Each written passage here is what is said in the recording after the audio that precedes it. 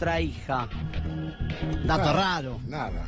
Entonces, lo que se entera el padre ahora, y lo que cuentan los colegas españoles, estoy leyendo una nota de 20 minutos, un sitio que tiene buen detalle del caso, dicen que las torturas, como dijo el señor Llorente, no eran solamente del día de la fecha, sino que había lesiones anteriores. Con un tío político hoy detenido y confeso, miren las coincidencias con los casos, se van a acordar los dos.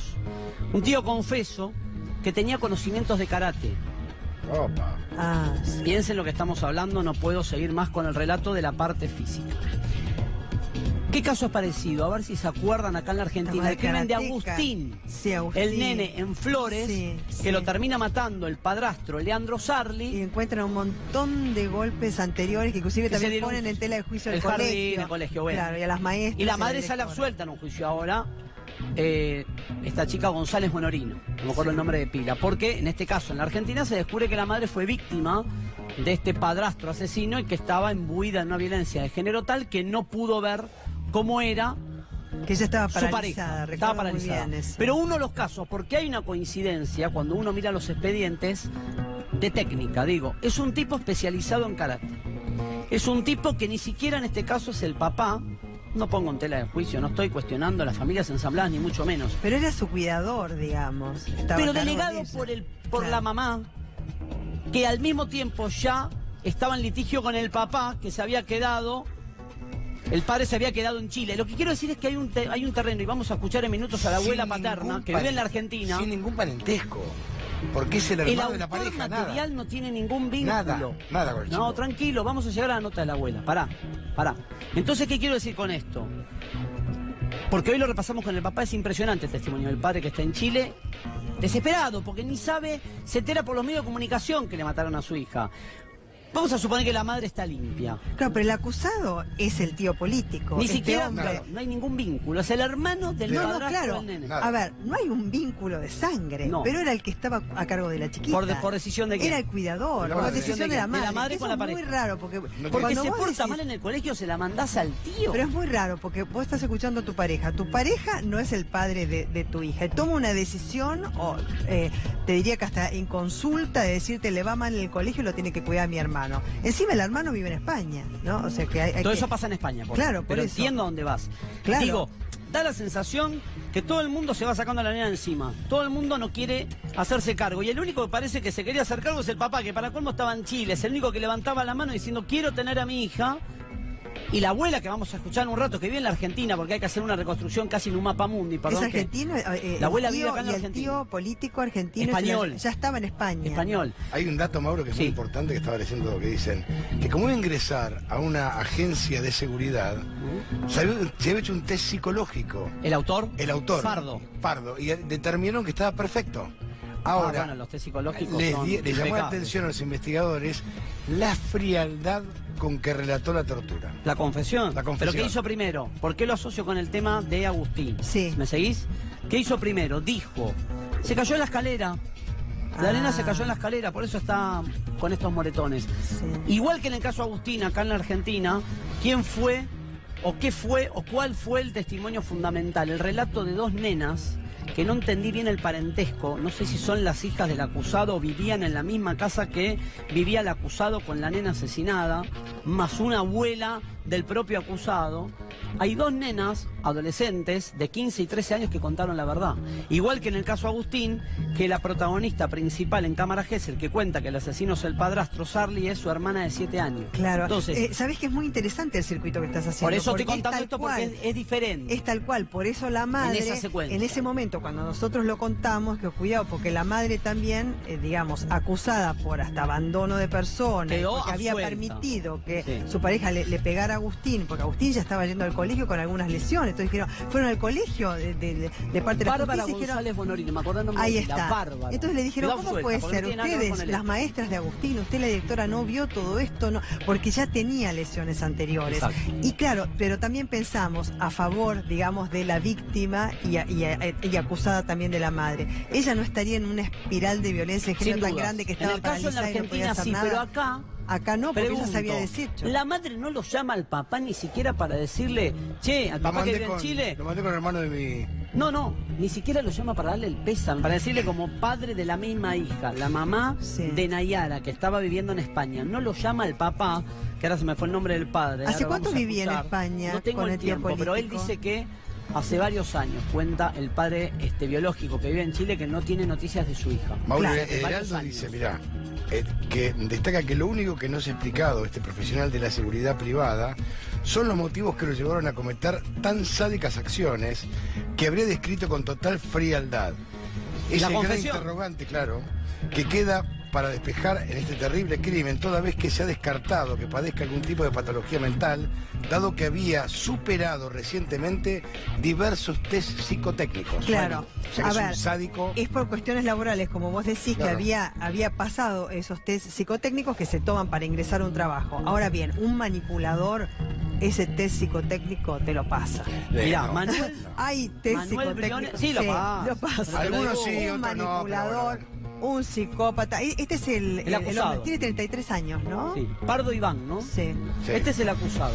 Lo que sorprendió, y comparto lo que dice Antonio, es la frialdad con la que el tipo hace el relato. Primero niega, primero dice la nena se cayó en la escalera, estos golpes que tiene son de una caída en la escalera, y después hace una confesión, como cuenta Antonio, con un nivel de precisión absoluto. Un dato más. Pero perdóname, las dos veces en que se le toma la declaración, las dos veces es que la justicia está sorprendida por la frialdad con la que lo relata, porque él tiene una manera tan calculada de poder decir todo lo que pasó con la chiquita de 8 años, que no es lo que dice la justicia, es que él aparece como imperturbable. Hay una palabra que usan en España los que cubrieron el caso. Estamos a la distancia, ahora vamos a escuchar notas que acabamos de hacer. Sí, habla la abuela. Pero digo, la abuela que vive en la Argentina, que es la abuela paterna, o sea, es la mamá del padre biológico, ¿correcto? Claro. Hay una palabra que usan los medios españoles, ayúdenme si ustedes la interpretan igual. Ellos dicen que este tío político, que sería el hermano del padrastro de la nena, que al mismo tiempo padrastro con la madre biológica, se la sacan de encima y se la pasan como si fuera un juguete para que la críen en otro lado y nos hacen cargo, tenía una manía. Esa es la frase que usan en España, una manía. Yo entiendo que va por el lado de la obsesión la palabra manía, ¿no? Tenía una manía con esta menor, me imagino que va por el lado de una obsesión. Tenemos al padre, si quieren, para arrancar a recordar la historia, porque le hicimos una nota muy interesante a este hombre, apellido Briones, Manuel Briones, que está viviendo en Chile, por eso le hicimos por Skype. Qué lástima que él no se pudo hacer cargo de la chiquita antes. No sabemos la conflicto. Claro, le despojaron la familiar. Él dice que de arranque le quitaron porque la hija. Porque además fíjense que por lo general los abusos, en este caso fueron torturas que llevaron a la muerte a la chiquita de 8 años, se dan dentro del propio círculo familiar. O sea, es la cercanía. Es una chiquita de 8 años, vulnerable, indefensa, que no tiene a veces ni manera de contar lo que le pasa, amenazada. Antonio, vos hablabas de unas costras, las costras que le aparecen, porque era como que ella había estado sometida a estar agachándose todo el tiempo y tener dobladas las piernas sobre el piso. Apoyado y otra que tenía una rotura en la tibia, claro, como que estaba agachada. La obligaba a apoyarse y las piernas estaban sobre el piso. Cuando estás agachado y la así. La madre biológica la envía a España con un tipo que no tiene ningún dentro parentesco. de España, acordate. Todo dentro de España. Ningún parentesco. No, pero lo que dice ella tiene razón. Sí, la rotura de la tibia, de una pierna, que durante mucho tiempo la tuvo así y nadie hizo nada para que esa chiquita tuviera, digamos, esa tibia, digamos que vos vas al médico, enyesás, se pones una feroz, nada. ¿Ustedes imaginan lo que está contando Belén? Porque me acabo de acordar y tiene razón. La lesión que le encuentran en las rodillas, después dicen los forenses españoles, es compatible, y ese gesto que vos hiciste es correcto. Es que de agacharse, no, y de obligarla, lo que dice el informe forense es que la obligaban a caminar en la posición con las rodillas, apoyarse y como gatear sobre piedras. Por eso tenía las costras ahí en las piernas. Sobre brasas de fuego. Es lo que quería graficar. Si lo querés ejemplificar de la peor manera. Es lo que quería mostrar, pero digo, es a obligarla a gatear tocar, sobre piedras. Exactamente, a gatear sobre piedras que obviamente van acumulando calor y lesiona. Claro. Bueno, hablamos con el padre, presten atención, es el papá biológico. Es un testimonio importante porque cuenta esta ruta, ¿no? La ruta de Nayara, que termina con Nayara asesinada por un don nadie, que a la vez le llega a él la nena porque se la fueron sacando de encima. La mamá se la sacó de encima al padrastro, la terminaron matando con una tortura de 12 horas. Escuchamos el testimonio, si les parece, del papá biológico que está desesperado en Chile pidiendo que por lo menos lo dejen viajar. Ya la enterraron, no sabe qué va a pasar con la causa y esto dice. ni siquiera la madre fue capaz de avisarme de cómo realmente había muerto mi hija. La madre me había dicho que mi hija se había caído por la escalera, había tenido un golpe fuerte en la cabeza y había muerto de una muerte cerebral. El asesino de mi hija es el hermano del marido de la madre de mi hija. Es como un tío. Bien, sí.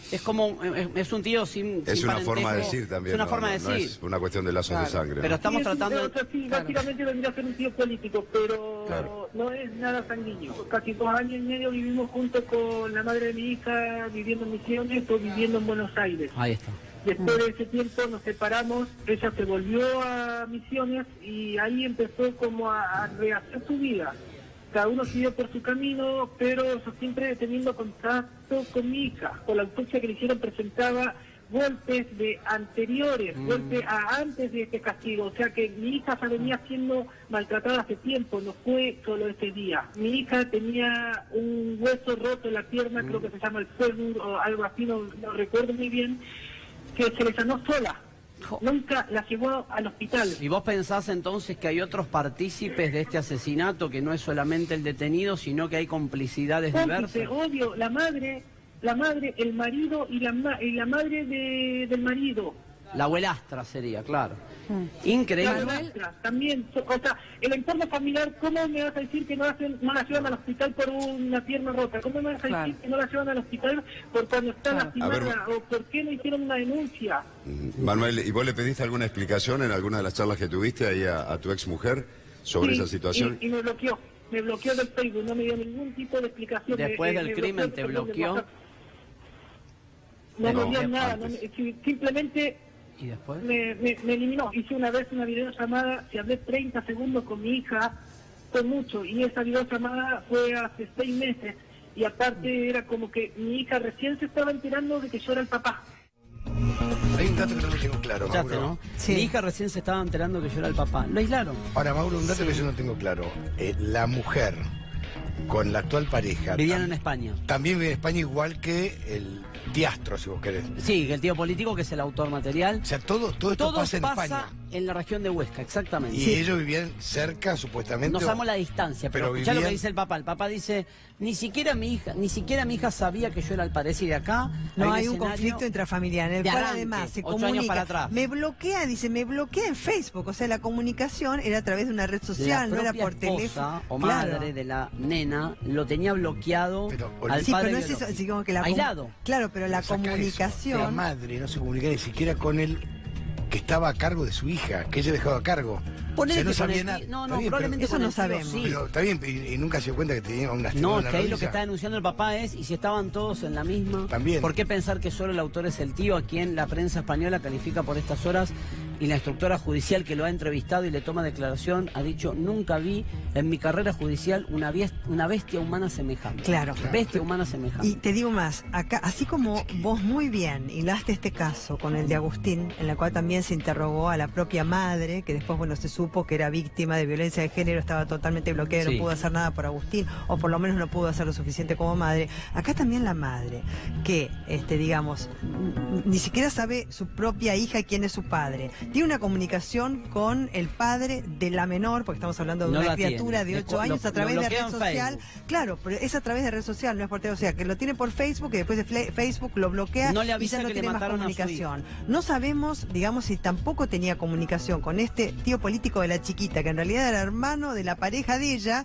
digamos, para saber por lo menos cómo estaba su hija, porque como bien dice el padre, nadie la llevó a un médico, tiene la tibia de la pierna rota, tiene costras en las piernas, nadie la llevó para una atención médica, o sea que la desidia, la cosificación que se había hecho de esta chica era bastante anterior a la tortura de 12 horas. ¿Un plan para qué? Un plan para matarla, porque si, a ver... No era un perverso. Entonces los tres vivían, entonces es un plan urdido por los tres. Pero si no, la madre la madre biológica tendría que explotar si se entera que el hermano de su pareja mató a su hija. No bloquear al padre biológico, no avisarle. ¿Cómo te cierras a jugada? Pero a vos te cierra que la mamá pero otra de la mamá biológica manda a su hija. Al matadero. La manda con un tipo que no lo conoce. La mandó al matadero. Si lo hizo adrede o no, la terminó mandando a la nena al matadero porque ahora, se la entregó a un criminal, a un psicópata que fue capaz de pasar un examen, un test, haciéndose pasar por buen tipo y terminó. Ni sabe a quién se le entregó. Y tiene que probar la justicia que a ver si fueron los tres. Por eso el papá dice, yo quiero llegar a la triangulación.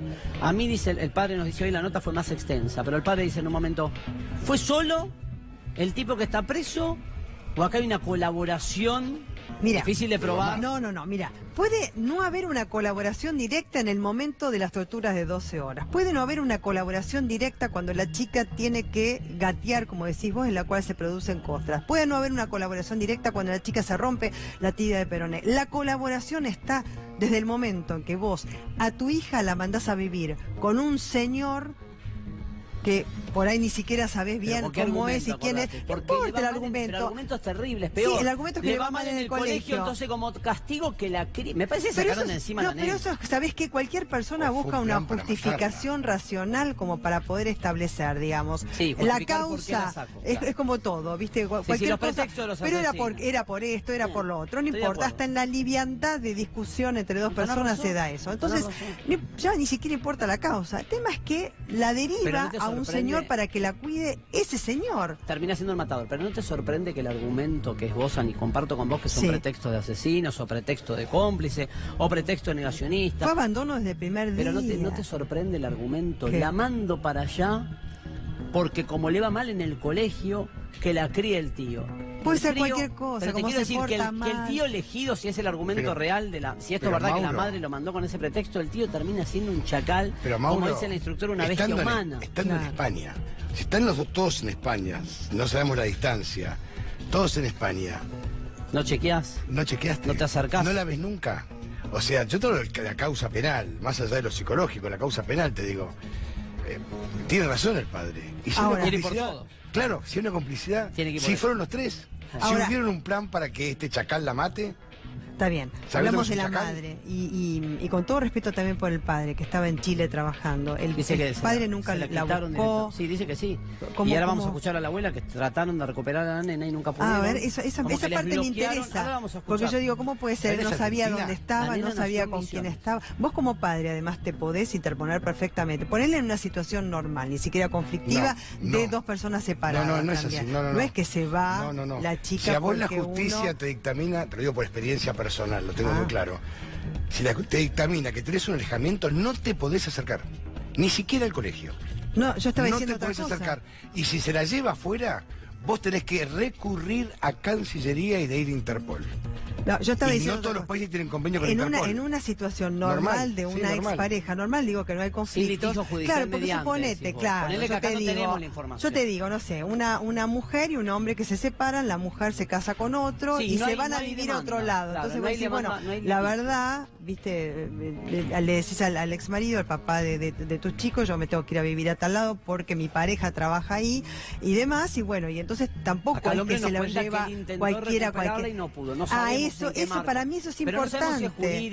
No, pero a ver, eso es importante. Si la madre, si él te dice que la madre jamás le dijo que él era el padre, evidentemente tenés un conflicto judicial enorme, grave, y quizás se fue embarazada a otro lugar. O sea, hay todo un tema muy intrincado y muy complicado de resolver, pero lo que te quiero decir es que la madre tiene un grado de complicidad. Guste o no guste, tiene un grado de complicidad. Sí, hay que ver si en lo penal. Hay que ver si en lo penal. Hay que ver si en una responsabilidad. En lo civil. No, una responsabilidad de una madre abandónica. En la segunda probarlo. Exacto. Claro, hay que probarlo penal, como el padre está planteando. Quiero que prueben la responsabilidad penal, lo veo difícil, no conocemos. Me parece que es muy difícil probarlo. De hecho, les doy el ejemplo de la Argentina, donde la justicia dijo claramente, miren, esta víctima. Agustín, la madre Agustín también fue víctima de ese padrastro. Claro. Ahora, en este caso, el padre está queriendo manifestar que se llegue a ver si hay más partícipes. Por lo menos sabemos que a la nena se la fueron sacando de encima, pero tenemos que reconstruir la historia local acá, la historia de la abuela paterna que vive en la Argentina, que nos puede ayudar a reconstruir todo. Claro. Vamos a otro móvil, Agustina Rivas, está en vivo. Agustina, adelante, ¿cómo te va? Buenas tardes. Ayer Briones tenía 8 años y vivía en España con su mamá. Había nacido en Misiones, su papá hacía tiempo que no la veía, pero el último 7 de julio falleció luego de haber sido torturada toda una mañana por su tío político. Por supuesto, con el correr de las horas terminó confesando, ¿no?, lo que había sucedido, pero estamos en la casa de Edith Sanz, su abuela. Muchísimas gracias por recibirnos, Edith. Y sabemos la situación que están atravesando, que están lejos, y queríamos preguntarte cómo fue que se enteraron y qué era lo que vivía Nayara en esa casa. Buenas tardes, bien recibidos están en mi casa. Nayara, yo me entero por mi hijo, yo venía a trabajar y me dice mi hijo, mami, ¿estás en casa? Sí, le digo, yo estoy en casa. Nayara tuvo un accidente. ¿Cómo un accidente le pongo? Sí, me dice, se cayó de la escalera y está muy grave. Está muy grave. Bueno, le digo yo, Manu, tranquilízate, a lo mejor no es mucho. Sí, me dice, mami, porque dice que tiene muerte cerebral y se la llevan al hospital. No, la encontraron sin respirar y sin vida. No, Manu, no creo, si se cayó de la escalera, no creo que tenga una situación así, le digo. No, me dice, mami, está muy mal. Bueno, pasó. Y al rato después me dice, mami, Nayara, dicen que Nayara Escocia está muy mal y la van a operar. Está muy mal y la van a operar. No, Manu, no creo. Sí, me dice que tiene muerte cerebral. Ahora, ¿y cuándo empieza a cambiar la historia de que se había caído de las escaleras? Cuando mi hijo tiene una amiga, ¿a dónde vive mi hijo? En Chile. Yo tengo sobrino. Y la sobrina del marido de mi primo, del primo de mi hijo, le llamó, mandó mensaje a una amiga de España. Y ahí empezaron a averiguar todo. Y ahí empezó Manu a saber toda la verdad, lo que había pasado con su hija, lo que le había hecho el tipo a Nayara, lo que le había hecho. Y ahí empezó el calvario de mi hijo y el calvario de mi nieta Nayara. ¿Cuál fue el calvario de Nayara? Porque según se ha publicado en medios españoles donde surge la noticia, fueron meses de distintos tipos de tormentos. ¿Qué es lo que usted sabe? No, eso yo no lo sé. Yo sé lo último, que la tuvo encerrada 3 horas, lo que sale en los medios españoles, que la tuvo encerrada 3 horas, arriba en la habitación pegándole y torturándola. Ahora, ¿había problemas dentro de esa casa anteriores? Sí, eso debe ser que había problemas, porque yo cuando quería hablar con Mariela, y Mariela me decía no, porque a veces Carlos no quiere que yo hable con ustedes. Digo, ¿cómo no quiere? No, me dice, el Carlos no quiere que ustedes sepan nada de Nayara ni nada mío, nada de nosotros. Ah, bueno, está bien. Cuando yo una vez quise hablar porque ella me tiene bloqueada en el Facebook. Cuando yo quise ver la foto de Nayara y saber de Nayara, ella me mandó un mensaje y me dijo que no trate de no averiguar nada. Entonces yo no me metí más nada, de averiguar poco, y le preguntaba a mi hijo me contaba cosas. ¿Usted tiene conocimiento de quién era y qué relación tenía Iván Pardo Pena, el asesino confeso, con Nayara? No tengo. Solamente lo que escuché ahora en la televisión, lo que está saliendo en la televisión española, de que él tenía, sí, sé que le tenía broncas a los argentinos, y yo no sé por qué. Yo soy chilena y yo no le tengo bronca a los argentinos, yo vivo acá. Como viví en Chile también. Y lo único que pido ahora es justicia para mi nieta, y que ayuden a Manuel, por favor, a viajar a España. Y que hay un de solidaridad para que le puedan mandar. No es poquito lo que él pide, es poco, no es mucho. Eso es lo que pido yo, justicia para mi nieta. ¿Cómo se lo puede ayudar a Manuel? Tiene una cuenta abierta en Chile, es un banco chileno, de solidaridad, no sé cuánto se llama. Ahí está para mandarle, para que pueda él tener allá para viajar y tener para estar los días que tiene que estar, lo que él pueda estar allá. Edith, ¿cuándo fue la última vez que ustedes pudieron verla o hablar con Nayara? Yo la vi cuando Nayara más o menos tenía 2 años y medio, 3 De ahí no la vi nunca más. Nunca más la vi a la negra. ¿Pudo hablar con ella en alguna ocasión? Nunca me dejó hablar con ella. Nunca me dejó hablar con ella. Me dijo que no, porque me dice que Nayara estaba durmiendo, que Nayara está en el colegio, que Nayara no sabe de nosotros, porque Nayara no sabía de nosotros, porque ella siempre le ocultó la existencia de nosotros, porque Carlos no quería que supiera que tenía padre y tenía abuelo y tenía primos que están acá en la Argentina. Bien, vamos entonces a luego tramitar, pasar los números de contacto a la producción para que puedan acercar la ayuda. Nosotros lo pasamos después, Edith, y muchísimas gracias por habernos recibido en tu casa. No, de nada.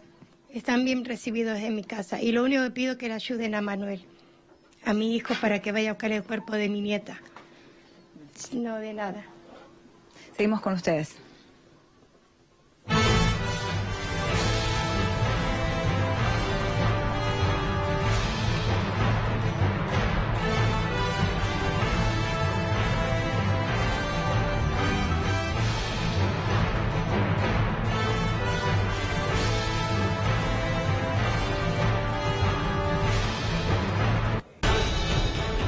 Alerta en C5N, fue condenado a 9 años de prisión Lula da Silva. 9 años y medio de cárcel para Lula da Silva. Lo primero que hay que aclarar, porque la pregunta que se hacen todos es, ¿va a ir a prisión? No, no va a ir a prisión porque es una condena en suspenso. ¿Por qué digo en suspenso? Porque es un tribunal de primera instancia. Eso no existe en la Argentina. Sería como el equivalente o un poco más grave que ser procesado. ¿Por qué? ¿Quién fue el que tomó la decisión de condenarlo a 9 años y medio de cárcel? Fue Sergio Moro, el juez de instrucción de Lavallato, juez de primera instancia, que no solamente en su momento llegó a la conclusión de que realmente existen pruebas suficientes como para condenarlo. Lo aclarás muy bien, Diego. Fue hecho pasivo. No te condena en primera instancia.